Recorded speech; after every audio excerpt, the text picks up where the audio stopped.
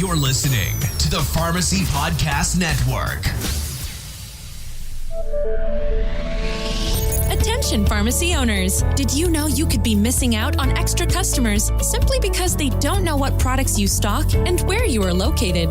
Pointy solves this problem by getting all your in-store products online and found in local searches. Using Pointy is simple. Connect a small device to your point of sale, and as you scan products, they are automatically uploaded to your personalized Pointy page. When people search online for your products you stock, your store appears with better results, product details, and clear directions to your pharmacy's address. It's one of the reasons Forbes calls Pointy a game changer for businesses. Listeners to this podcast episode can sign up with Pointy for a one-time investment of $349 instead of $499 with no yearly, monthly, or maintenance fees and a full 90-day money-back guarantee. Visit us now. Go to pointy.com/PPN to learn more about Pointy and sell more of your in-pharmacy store products. That's pointy.com/PPN.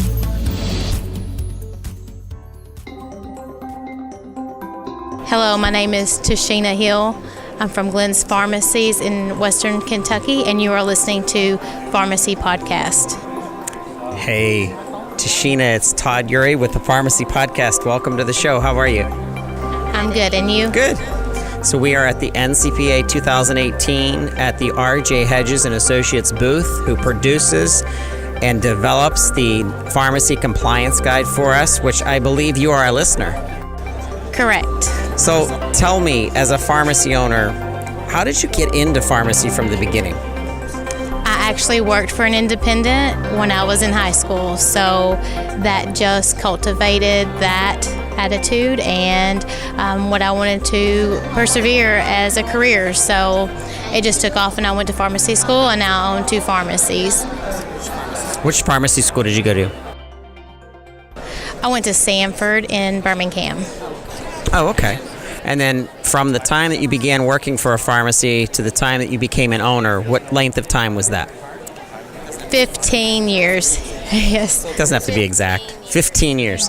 So the reason why I asked that length of time is, like, how long does it take you to go from working in a pharmacy, going to school for pharmacy, and then you become an owner? I mean, that is a huge step between pharmacist and pharmacy owner, and what a contrast and difference. What made you want to become an owner? So I had grown up in an independent pharmacy, and I had experienced the other side of it in a chain pharmacy, and I knew what I did not want to do. So you wanted to be more like customer-centric, or? Absolutely. More able to adjust the business to what we need instead of going by something that's laid out for me that may not work for every situation that you're in. Absolutely. That's where I believe independent pharmacy creates a value of what is pharmacy in comparison to these chains that you have to do it their way. You have to stand in line. It's all about lines. It's all about numbers. Whereas a community pharmacy, it's more about the care within the word healthcare. Correct. Absolutely. So tell me about your pharmacy. Tell me about the setting. Tell me about, is it more apothecary style? Is it more, do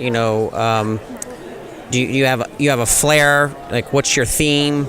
Not real. We are 2 very rural community pharmacies. Right now, we have a strong medication synchronization program. We have over 50% of our volume on MedSync. We focus strongly on vaccines and reporting those vaccines to our state registry. So we're very active in the community for vaccinating the population that needs to be vaccinated, our older patients and our children right now. So that's kind of the base to our model. We don't really do any DME right now. We're looking into other ventures right now, but that's basically it. So Jeff Hedges and the team have taught me so much about the world of compliancy, and initially was one of the more scary parts of things within the business of pharmacy because I just didn't understand it. But now that he's been around, he's been part of the network for over 2 years, there's so much clarity when I go back to podcasts, and I'm guilty. I'm probably my greatest listener because I listen to podcasts over and over again, sometimes the same one over and over again. But what was it about the R.J. Hedges team and or the branding and or the message that they conveyed. Why are you one of their customers? What is it about that organization that made you feel comfortable with compliancy? Well, from previous experience, when I bought these pharmacies, they had multiple compliance packages in place, and they were paying for them. They were paying for them for a different service from a different company for a different reason, and they didn't realize that maybe there is one company out there that would take care of all of it. And when I first started, I actually started with just the immunization package with RJ Hedges. So that's actually how I got my immunization program up and running from the beginning, because I did not know how to start that or to go about getting my PPN for Medicare. They assisted me with all of that. So then when I realized, why am I paying this other company to do all this other stuff for the compliance for fraud, waste, and abuse and HIPAA? And I realized they have a whole package, and it was a lot more user-friendly than any of the other compliance packages that we use. The other packages would have lots of literature for you and lots of papers and forms and the correct forms and the correct policies, but when you went back to look through them, they were not completed. And seeing that, when I walked into the pharmacies, knowing like, wow, we have a big gap here. There's not anybody that knows the programming. They don't understand fraud, waste, and abuse. They don't understand HIPAA. We don't have the policies and procedures in place. And the companies they were using didn't give that to them. So then we went back and looked and said, I'm tired of messing with multiple companies, and I want to use one and it be fluid for everything that we do, where we need anything related to compliance. So right now we do have fraud, waste, and abuse, HIPAA, the immunization program, and our HR. So, and it has been a godsend. Excellent. It's, there's something to simplicity that makes you feel more confident. And then that, of course, is pushed out to the way that you convey and or communicate with your patients. And having that kind of backing you. I hired a new lawyer for my own organization, and it's so refreshing to have somebody describe something to me at my level of understanding and not talking over my head and making it seem simple and making it very simple to actually transact and then move forward. And I think that's what I've picked up as being a partner of RJ Hedges, is that simplicity. Right. And that simplicity turns into, I think, for confidence for the customer, which then relates to your patients. Yes, and it's so easy to use. If I ever have a question about anything, and we are pretty ignorant to some specific details about what we can and can't do in pharmacy, and regardless if it is related to HIPAA or fraud, waste, and abuse, if I have a question, I can call and I can talk to Jenny, I can talk to Becky, and they will tell me. I actually think I called Jenny last week on her way home. Like, she was in the car and she was telling me she just left the doctor's office. I'm like, hey, Jenny, I have to run this by you. I've signed a contract from a credit card vendor, and I need to know, do we have this in place? And she's like, I've never heard. She just eased my mind about it. I was like, I'm reading this. They're telling me I should have this program in place. I've never even seen this before in anything in 20 years of pharmacy. I'm like, I don't know, is this something I should get into or not? And she's like, oh, don't worry about, she told me what I needed to do and how we were protected and, the legalities of it, what I needed to do or what I didn't need to do. So it goes far beyond just what most other companies do. And that's, here's your paper, keep it in a binder, let everybody know where it's at. Somebody comes in, asks for a NOP, you make sure your employees know where it is. We have all of that. And I think all of our pharmacy staff has been completely trained to where they actually understand it. They just don't know this is a process, we got to do this. They actually understand the background behind it as well. So what about NCPA? How many times have you been to the NCPA conference? I was an active member of NCPA when I was a student, and I was our chapter president. So in pharmacy school, I went every 4 years, and then unfortunately, when I got out of school, I went to work for a chain, so there's no incentive for that. So the first year that I was looking at buying the pharmacies, I went, and I tried to go about every other year. That's great. So what are your plans in moving forward? Anything happening in the business of pharmacy that you're working in right now? So we keep expanding on our service model. Right now, the big focus is on enhanced services and providing that extra patient care, and we're really trying to reevaluate how we actually practice pharmacy and how we can work that into our regular workflow.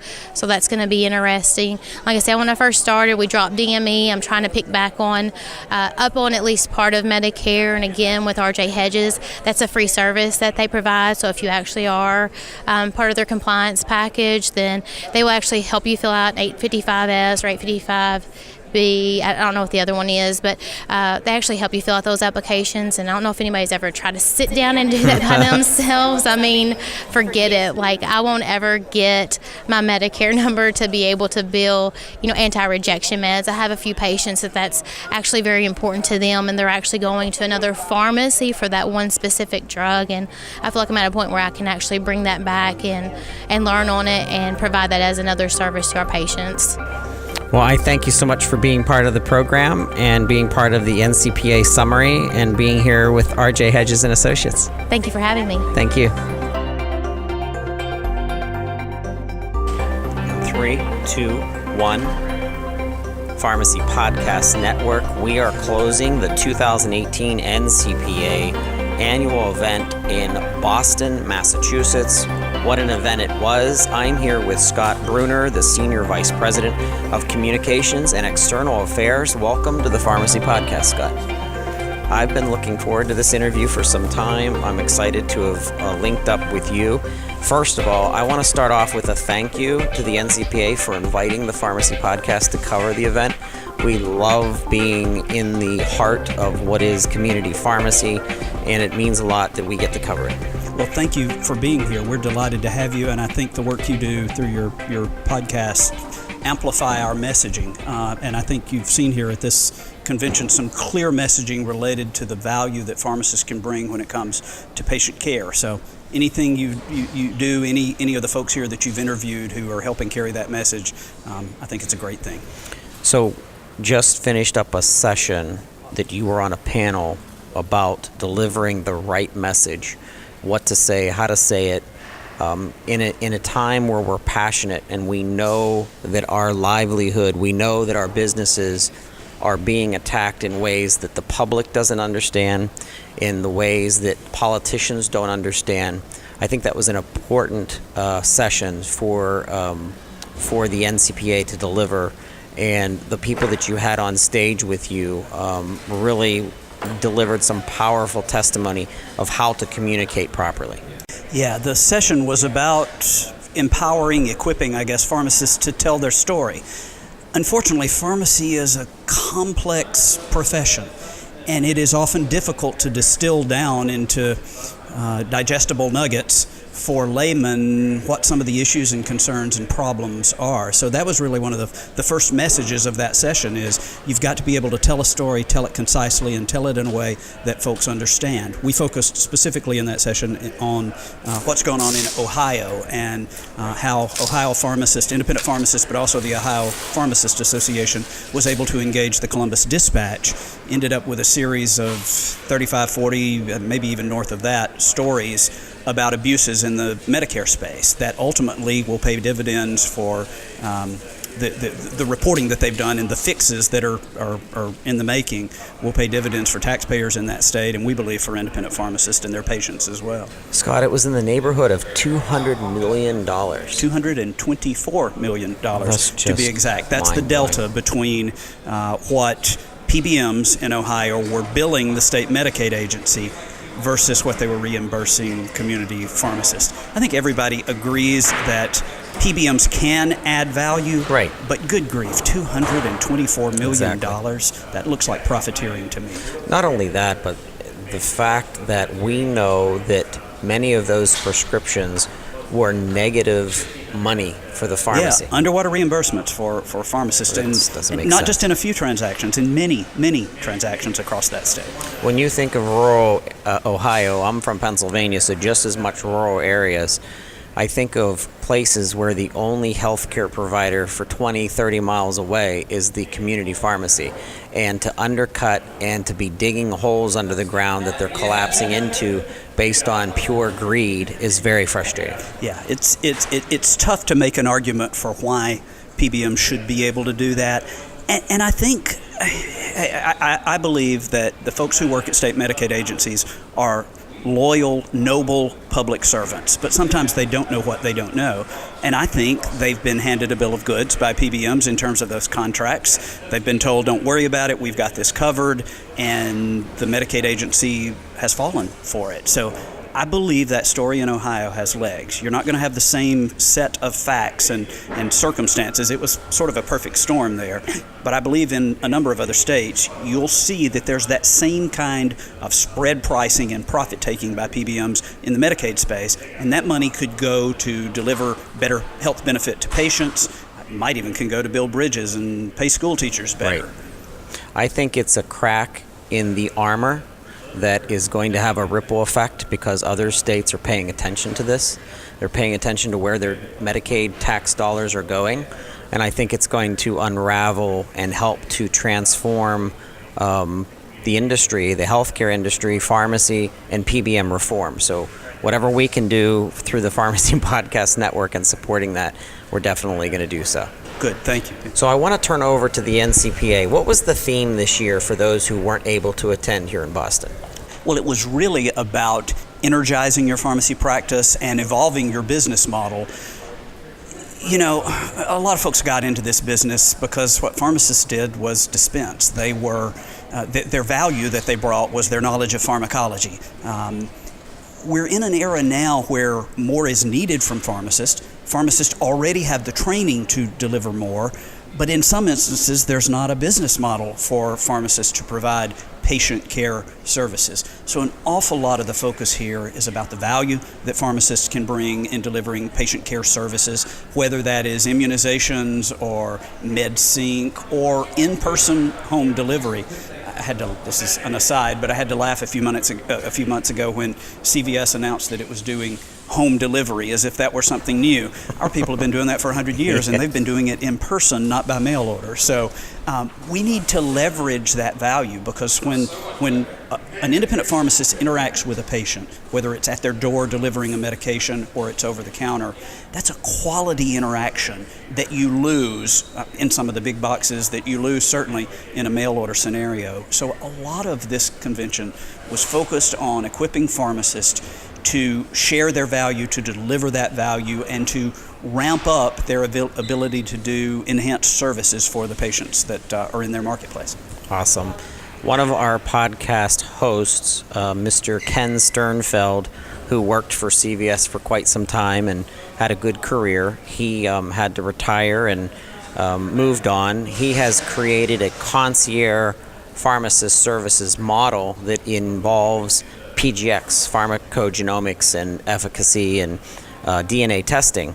And from that, he's been able to get pharmacy students involved at that P4, P3 level to go out to physicians and actually talk with physicians about PGX testing and how they can help coordinate and do some things. And I really wish Ken could have made the NCPA this year, but what I want to do is call out to the listeners who weren't able to attend the event here in Boston and reach out to your NCPA, reach out to your state representative if you have one there that's part of the NCPA, and start asking the NCPA, what services, what programs have you guys developed? You have developed more programs since I entered pharmacy in 2004, and every year you guys are coming out with something new.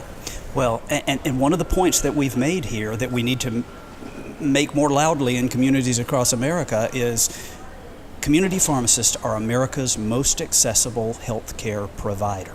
They can only do what the scope of practice in their state law allows them to do, and one of our advocacy pushes, the partnerships that we make with states, is to expand that scope in a proper way. There are certain things that pharmacists should be able to do that provide a value in terms of community health, particularly in rural communities. If you are in an underserved area, you may have a lot of citizens who work for wages. They can't afford to take the afternoon off and sit in a physician's office, but they could drop by their independent pharmacy after work. They could get an immunization. They could get their blood pressure checked. They could have a consultation. And so we want to make sure that pharmacists are enabled to do those things. And then we want to make sure that there's a business model for it. Ultimately, pharmacists are going to do whatever it takes to serve their patients. But the only way that they can keep their doors open is for there to be revenue streams associated with the services that they provide. And so a lot of our focus here has been on how do you create those revenue streams? How do you expand scope in such a way that it's appropriate to your training and can provide a service in terms of community health? So Scott, there's stress that we all go through in life, and with an independent pharmacy owner, very worried that they're not going to be able to pay bills, they're not going to be able to hire people, they're not going to be able to expand. There's concerns that they have. What top 3 things to kind of stabilize, reassess, look at the business, and make some changes? What would you suggest independent pharmacy owners do? Top 3 most important things to do. No silver bullets, first of all. That would be my disclaimer. But I do think there are some things that pharmacists need to be aware of and they need to leverage in their practice. First of all, they can do things that the chains can't or won't do. But they got to do those things. You've got to actually deliver those services in order to have a competitive advantage. And so, again, a lot of our focus here has been amping up your game. You've got to equip your practice to be able to deliver those services. I think being involved in advocacy right now is more important than ever. Our CEO, Doug Hoy, likes to say that a pot of boiling water doesn't immediately start boiling. It takes heat being turned up over a number of years. And the pot has begun to boil. The focus on PBMs and some of their business practices is stronger than ever. Strong spotlight, different metaphor there. And we need to leverage that. I think there's opportunity to make headway in terms of eliminating, if not eliminating DIR, at least in moving them to point of sale where they're more predictable. But we think there's a real chance through the 2020 Part D rule that will soon be released to actually see elimination or some curtailment of DIR. And those, for many pharmacies, have just been the biggest pain point. So I think hanging on, just wait. If you can hold out just a little longer, we think help is on the way. So being innovative, being engaged in advocacy, making sure that your members of Congress, your state legislators know what's going on, I think are essential to survival in independent pharmacy right now. So when you have an opportunity, Ohio being October, being National Pharmacist Month, this is a good time in June, in July, based on political schedules of state representatives, state senators, to reach out to those offices and invite them to tour your pharmacy.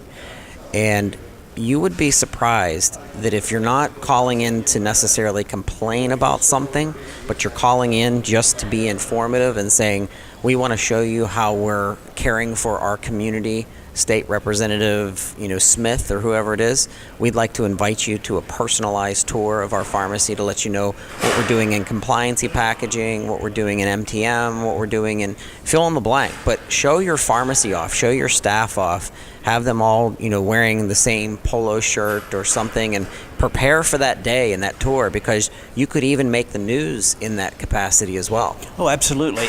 And particularly, you mentioned October.